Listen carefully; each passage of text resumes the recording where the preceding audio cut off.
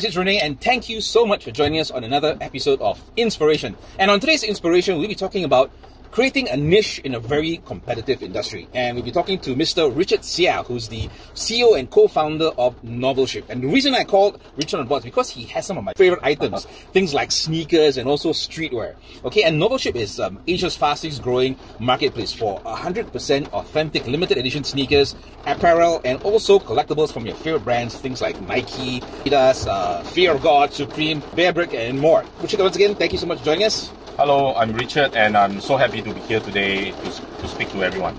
Right, and what we're going to do is we're going to have a couple of questions for Richard regarding his industry and what made him go into this whole, street line and streetwear. And my first question will be, since the pandemic, entrepreneurship has been, I guess, one or more things that people have been considering in one form or another. So let's start at the beginning of your entrepreneurship journey. What sparked the idea? Wow, okay. Where should I start, right? First about our co-founding team. Our co-founding team we are a co-founding team of two.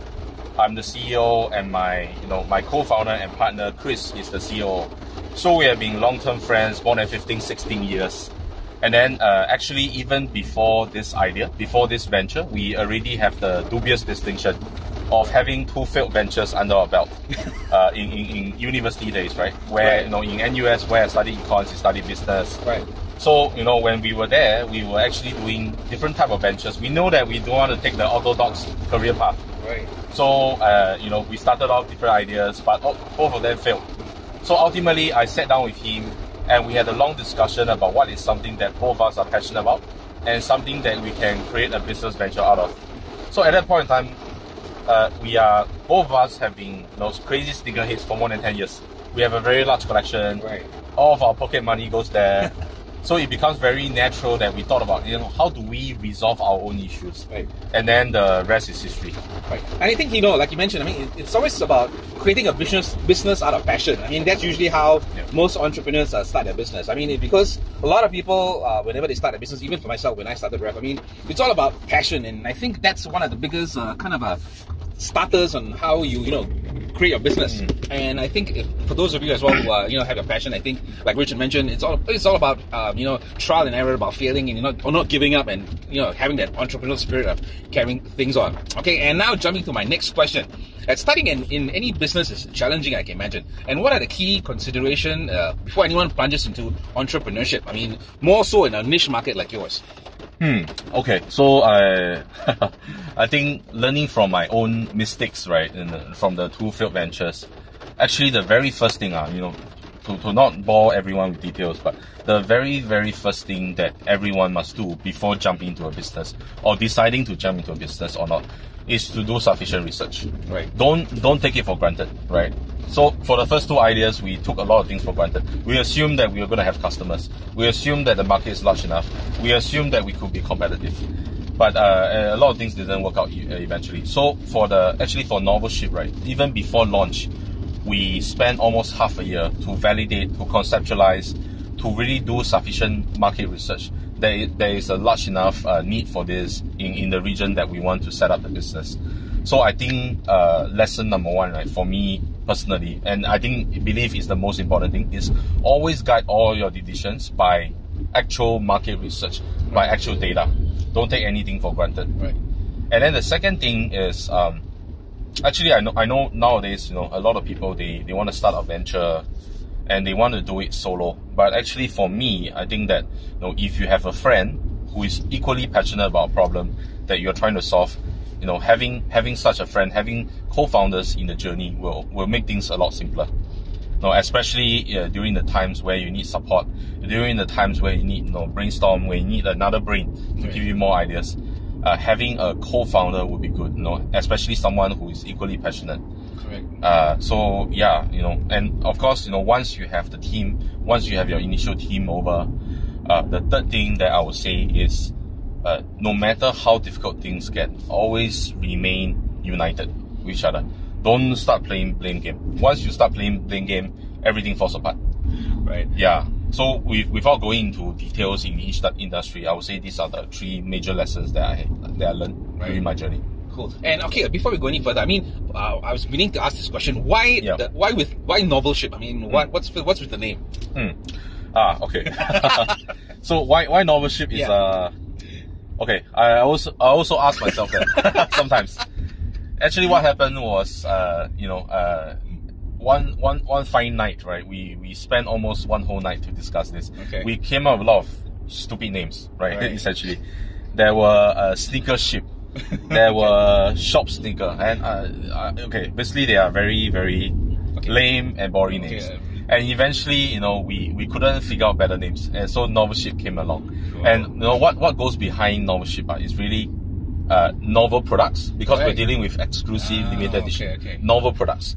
And then we are shipping them to the consumer. Okay, cool. Yeah, so it's it's play on the words. That's basically it. All right. Yeah. So my next question will be for digital marketing, which is, I think nowadays is a very essential part of when you create a business. However, as a consumer, you have so many choices, and like in terms of promos popping up on the device, and telling you to buy this and buy that. So what are your strategies, and how have you used that to kind of stand out in what you're doing? For sure. So I think there are a lot of options. There's certainly a lot of options out there on the internet, but I think for our industry, we are talking about a very complicated operational system and logistics network, in the sense that when you buy the product on our website, every single product has to be authenticated by hand, and then has to be shipped to our buyer after that. If it passes through our checks, because there are simply so many counterfeits in the world. Yeah, right? exactly true. And in order to do that, honestly, one of the strengths that we have is because we begin from Singapore, and then our most immediate focus is always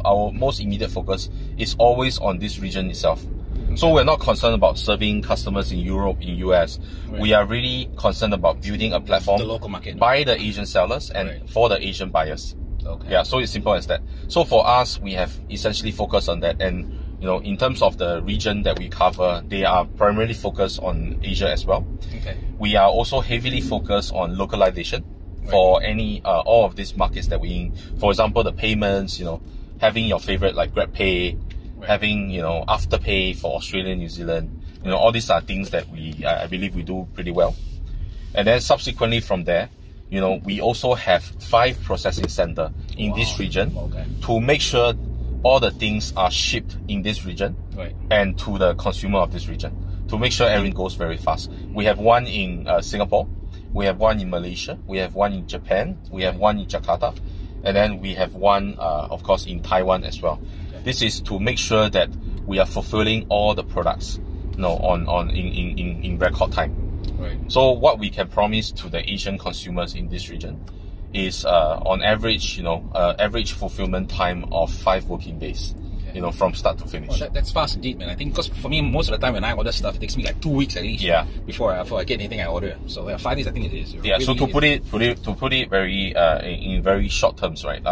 To put it in summary, I think what we really do is we only focus on the consumers in this region. We don't see ourselves as a global player. We see ourselves as a regional champion. Okay, cool. Okay, and my next question is yours being a very interesting business model in a sense. It's also an auction, and it's an auction platform that one may sell or buy collectible things like sneakers and all. I'm just thinking about logistics hell. I mean, you probably have that as well. Okay, tell us more about your aspect of the business in terms of logistics. Yeah, so as with all business, right, the start is always the most difficult, right? So the blessing and curse of starting your business from Singapore is that Singapore is a very small market. So even from day one, we started thinking about how are we going to scale regionally? How are we going to really essentially build a logistics network that is efficient enough in this region to cater to all the consumers? So definitely logistics. When we're talking about logistics, number one, shipping. Shipping is a big issue. To give you an idea of how complicated it is, to build up a sufficient, decent network in this region, the partner that we're working with shipping from Singapore into Malaysia is different from the partner that we're working with shipping from Malaysia to Singapore. And multiply that by 6 markets. And so many different combinations and permutations of lanes. It's very difficult. It's very complicated. So we launched in 2018. So we spent almost 3 years' time to really, get this up to mark. And in early days, sorry to all the sorry to all the users who are complaining in early days.